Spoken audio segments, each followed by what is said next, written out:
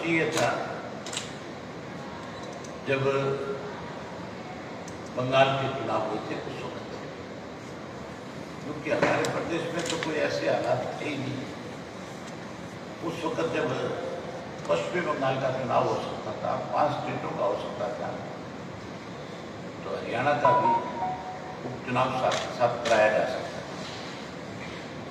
लेकिन इनको इस बात का एहसास था, पता था कि अगर चुनाव करा दिया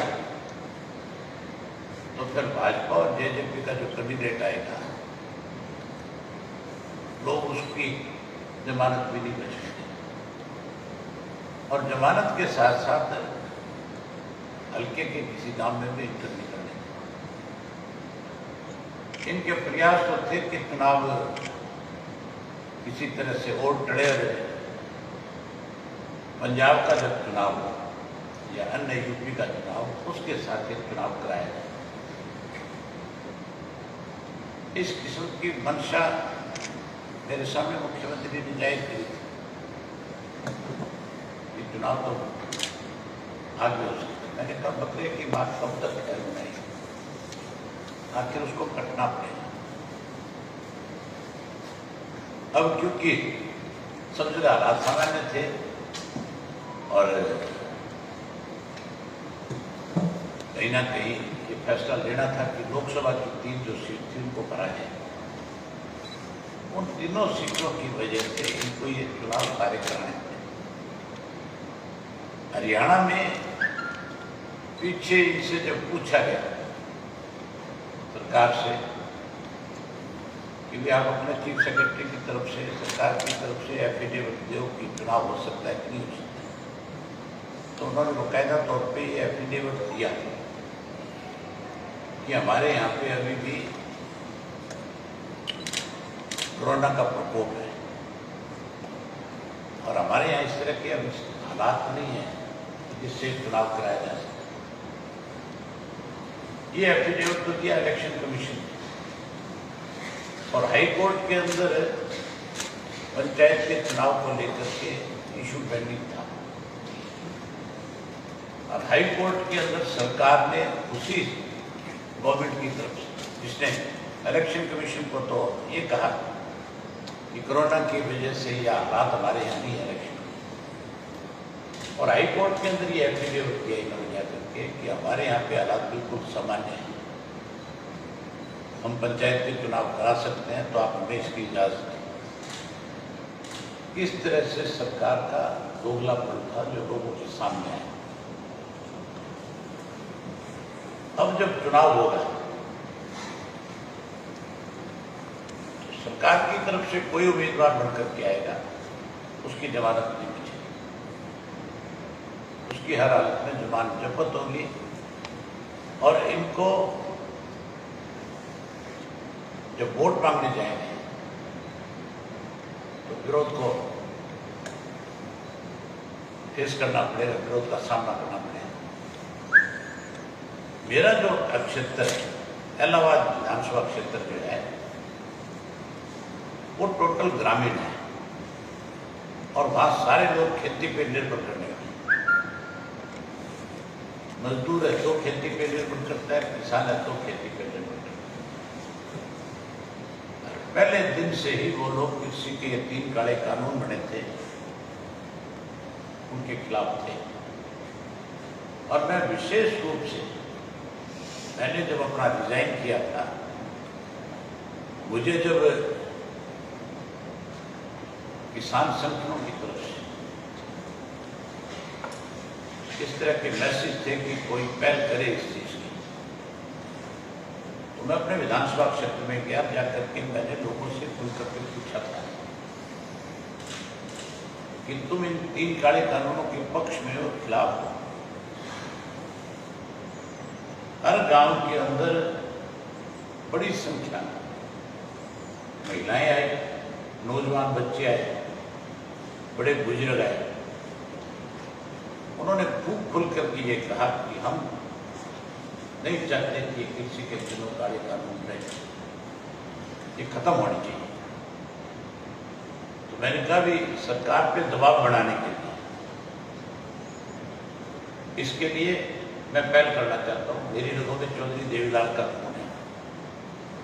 चौधरी देवीलाल जब किसान की कोई भी अनदेखी करता था, वो चाहे किसी भी पद से होते थे, वो उस पद को छोड़ देते थे। मैंने उनसे पूछा कि क्या आप चाहते हो कि मैं चौधरी देवीलाल के दिखाए हुए रास्ते पर चलूं, क्योंकि मैं उस पार्टी से विधायक हूं जिस पार्टी का पौधा चौधरी देवीलाल ने लगाया। और अगर आज मैं कोई इस तरह का फैसला नहीं लूंगा तो कल को लोग ये कहेंगे कि चौधरी देवीलाल की पार्टी से संबंध रखने वाला व्यक्ति आज किसानों की हितों की लड़ाई लड़ने की बजाय कहीं अपना स्वार्थ देख रहे हैं। मुझे लोगों ने कहा कि आप जो फैसला लोगे हम आपके साथ हैं। मैंने वही उनसे पूछ लिया कि मुझे इस्तीफा देना चाहिए कि नहीं देना चाहिए। लोगों की तरफ से भी खुल के आवाज आई थी कि आपको इस्तीफा दे देना चाहिए। मैंने हल्के के एक व्यक्ति से पूछ करके रिजाइन किया और मेरे रिजाइन करने का आंदोलन पे असर पड़ा। उस वक्त इस किस्म के हालात पैदा हो गए थे कि जेजेपी के बीजेपी के भी बहुत से लोग जो ग्रामीणांचल से जीत करके आए थे, उनको इस बात का दबाव पड़ना शुरू हो गया था कि आप ये इस्तीफा दो। अगर उस वक्त मेरे साथ कांग्रेस के लोग इस्तीफा दे देते तो आज उपचुनाव नहीं, आज मध्यवर्ती चुनाव। क्योंकि अगर 31-32 MLA इकट्ठे इस्तीफा दें तो फिर जो उन दिनों में विचित हुए विधायक थे बीजेपी की जेजेपी के, वो भी दबाव में आ जाते, वो भी इस्तीफा देते, ये सरकार चली जाती, ये सरकार बचती। इस सरकार को बचाने वाला, ऑक्सीजन देने वाली तो कांग्रेस पार्टी है, बंदर सिंह हुड्डा है, जिसने नो कॉन्फिडेंस मूव करके उन विधायकों का डर निकाल दिया जिनको ये डर था कि जो इस दबाव में आए हुए थे, जो इस्तीफा देना चाहते थे, उनका डर निकल गया कि अब तो 6 महीने इसको ऑक्सीजन के लिए 6 महीने सरकार नहीं जाएगी, तो तुम क्यों जल्दी करो।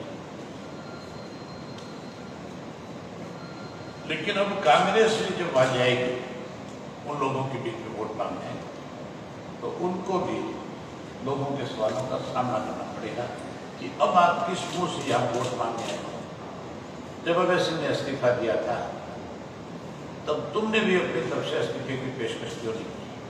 अगर तुम पेशकश करते तो आज ये सरकार सत्ता भी नहीं होती। आज मध्यवर्ती चुनाव होता है और किसानों की देशी सरकार इस प्रदेश में बन जाती है।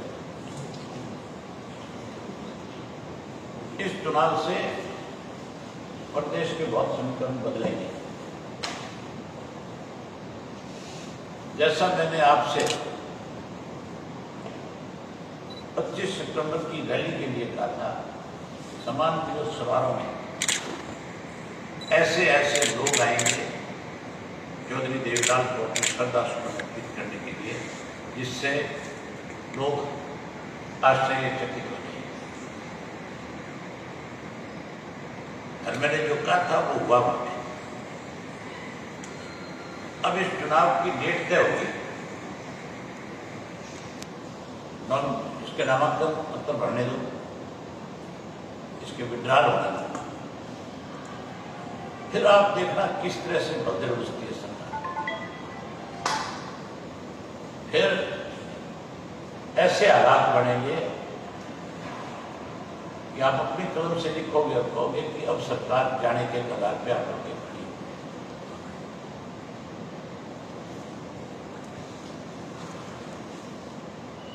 जहां इस चुनाव में इस तरह के हालात बने, कहीं पे कुछ लोग इस इलेक्शन के ऊपर अपनी टिप्पणियां दे रहे हैं। आपके माध्यम से उनको खुल करके कहना चाहूंगा कि वो स्वयं इस चुनाव में आए, स्वयं इस चुनाव को लड़े, ताकि इलाहाबाद के लोग उनकी तसल्ली कराएं, उनके भी कोई गलत फहमी नहीं।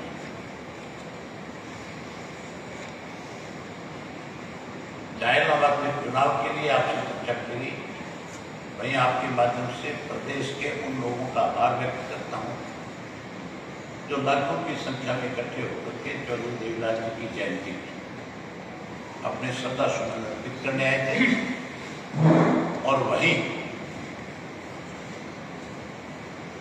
उन लोगों को भी एक सबक देने आए थे, उन लोगों को भी साफ संदेश देने आए थे जिन्होंने हमारी पार्टी को कमजोर करने के लिए षड्यंत्र रचे। उनको ये संदेश दे दिया कि तुम मिट्टी हो जाओगे, इंडियन नेशनल लोकदल पार्टी जो है फिर शिखर पे आकर के 25 तारीख को लाखों की संख्या में आकर के उन्होंने ये दोबारा मोहर लगा दी कि इंडियन नेशनल लोकदल पार्टी ठीक है कि आज विधानसभा में उसके सदस्य नहीं, लेकिन लोगों के दिलों पे आज भी इंडियन नेशनल लोकदल पार्टी का राज है। ये संदेश पूर्ण रूप से 25 सितंबर को हरियाणा प्रदेश की जनता ने लोगों को दे दी। वहीं आभार व्यक्त करूंगा आपके माध्यम से पार्टी के एक कार्यकर्ता का, जिनको मैंने खुलकर 25 सितंबर को ये कहा था कि 27 तारीख का भारत बंद जो है, जो किसान कर रहे हैं, किसान मोर्चा का जो मैसेज है, आपने उसमें हिस्सा लेना है और आपने उस बंद को पूर्ण रूप से सफल बनाना है। हमारा एक एक कार्यकर्ता जहाँ जहाँ पे भी था, जहाँ जहाँ बंद का आयोजन था, उसमें बड़ी संख्या में पहुँचा और उसने अपनी पूरी जिम्मेवारी निभाई। उसके लिए उस सबका भी आभार व्यक्त करता। इस उपचुनाव के बाद प्रदेश भाजपा अध्यक्ष का एक बयान आया कि ये चुनाव जो है इनेलो के लिए एक बड़ी चुनौती है और बीजेपी जेजेपी के लिए अवसर है। वो अवसर कैसा मानते हो चुनौती को? आप चुनौती तो लोगों की है। ये चुनाव जो है इस बात का होगा कि मतदाता इन 3 किस्म के काले कानूनों को हिमायत करता है या उनकी मुखालफत करता है। वो इनको इस बात पे मोहर लगा देगा खुल करके कि कृषि के 3 काले कानून जो बनाए ये गलत है या ठीक है, इस बात पे ही चुनाव होना है। अगर हम बात करें जो चुनौती कहते हैं, मैं उनको तो निमंत्रण दूंगा कि आप आओ और आकर के इन लोगों को समझाओ कि तुम्हारे बनाए हुए कानून जो नहीं है। ये चुनाव मेरा इंडियन नेशनल लोकदल पार्टी का नहीं, ये चुनाव किसी और पार्टी का नहीं। ये चुनाव तो कृषि कानून के हक और खिलाफ है, क्योंकि इस्तीफा मैंने इस बात पे किया था कि कानून का रूप है। अब वो लोग जो मतदाता है वो मेरी बात को सही साबित करने के लिए इंडियन नेशनल लोकदल पार्टी के उम्मीदवार को जिताते हैं या किसी और के पक्ष में वोट आते हैं, फैसला करते हैं। अभय जी, अभी ये कहा है भाजपा प्रदेश अध्यक्ष ने कि जो उम्मीदवार है वो जेजेपी और बीजेपी के गठबंधन का होगा, लेकिन बड़ौदा उपचुनाव में उन्होंने भाजपा के ही समर्थित उम्मीदवार को उतारा था। तो आप क्या कहेंगे कि जो यहाँ पर जलालाबाद में जेजेपी का उम्मीदवार आपके सामने होना चाहिए, क्योंकि आपकी मुखालफत की राजनीति जेजेपी कर रही है? उनके अध्यक्ष चुनाव आ गए थे, मंत्री रहते चुनाव, अब उनके लिए अच्छा मौका है, उपचुनाव हो रहा है, वो आकर के लड़े।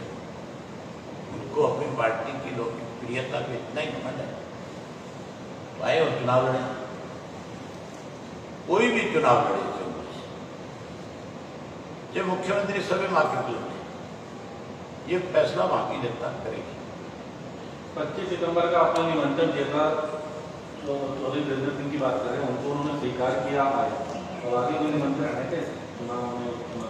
मैं बिल्कुल उनको इस बात का निमंत्रण दूंगा कि अगर आप किसान के हितैषी हैं, आप चाहते हो कि कृषि के काले कानून गलत बने, तो मैं उनको नहीं, मैं उन सब नेताओं को निमंत्रण दूंगा जो इन कानूनों के खिलाफ है, और उनसे कहूंगा कि अब आओ हर आकर के खुल करके इस किसान की लड़ाई को लड़ने का काम। ये फैसला 3 तारीख को होगा। 3 तारीख को मैंने हल्के की मीटिंग बुलाई है और मुझे लगता है कि उस मीटिंग के अंदर हजारों की संख्या में लोग आएंगे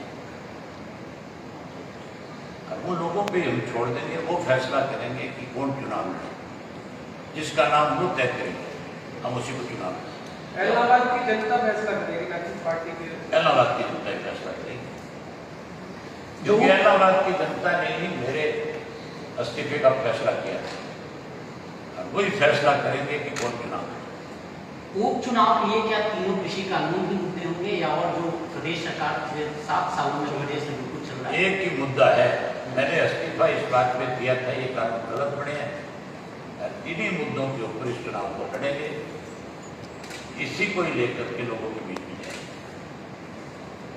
क्या दुष्यंत के साथ किसी तरह का मर्जर या किसी तरह की बातचीत की कोई संभावना है? किसके जेजेपी किसके साथ? दुष्यंत के साथ। किसके साथ? आपकी पार्टी के अंदर मतलब आपकी पार्टी का कि मतलब फ्यूचर में मेरी मुझे लगता है आपके पास सवाल खत्म हो गए।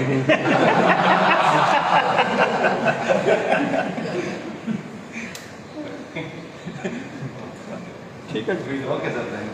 सिरसा का एकमात्र रेजिडेंशियल व डे बोर्डिंग स्कूल जहां पर आपके बच्चे की शिक्षा, खेल एवं कंपटीशन की तैयारी एक साथ हो रही है। ज्ञान ज्योति पब्लिक स्कूल एवं डिफेंस व स्पोर्ट्स एकेडमी, नजदीक दरबा बस स्टैंड, मानक दीवान। 9992571111 8929551111।